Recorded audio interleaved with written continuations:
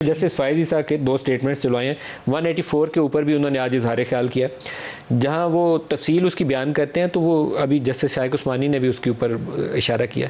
लोगों के मसाइल, पब्लिक इंटरेस्ट लिटिगेशन, जहां एक आम गरीब आदमी का मसला है, बुनियादी इंसानी हकूक़ का मसला है, मिसिंग पर्सन है, बंदे रुल रहे हैं, किसी के साथ जुल्म हो रहा है, प्राइवेट जेलें खुली हुई हैं, वहाँ सो मोटर नहीं है।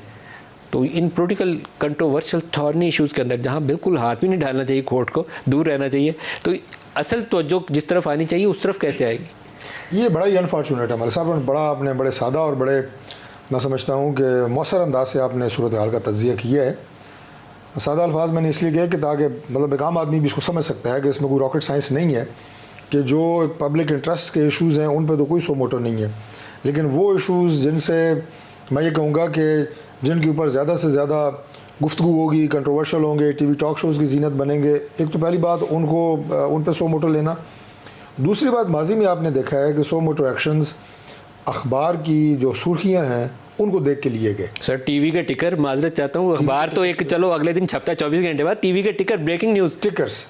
अब आप देखेंगे वो टिकर्स जो हैं वो, माजरत से मैं किसी भी चैनल की तरफ इशारा नहीं कर रहा, लेकिन एक खबर चलती है किसी चैनल पे, दूसरा चैनल सनसनी फैलाने के लिए थोड़ा सा उस तो दौड़ डाल देता है, टिकर ब्रेकिंग न्यूज़ दौड़ जाती है। इस दौड़ के ऊपर सो मोटर उनको देख के मतलब एक सुप्रीम इदारा जो है वो अगर कोई एक्शन ले लेता है, और ज़ाहिर जब वो एक्शन लेता है तो उस एक्शन को उसने मंतकी अंजाम तक पहुंचाना होता है। जब खोल लिया तो फिर वैसे क्लोज नहीं हो सकते। ये नहीं हो सकता कि अच्छा कल रात को तो हमने टिकट दे के एक्शन लिया था, पता चला टिकट ठीक नहीं है, लहदा फाइल खबर वापस नहीं हो सकता। तो उससे फिर बड़ी अजीब व गरीब चीज़ें जो हैं वो आपको केसेस देखने में आए हैं सुप्रीम कोर्ट में, और उसे जग हंसाई का सबब बना है, मैं समझता हूँ ये अदारा।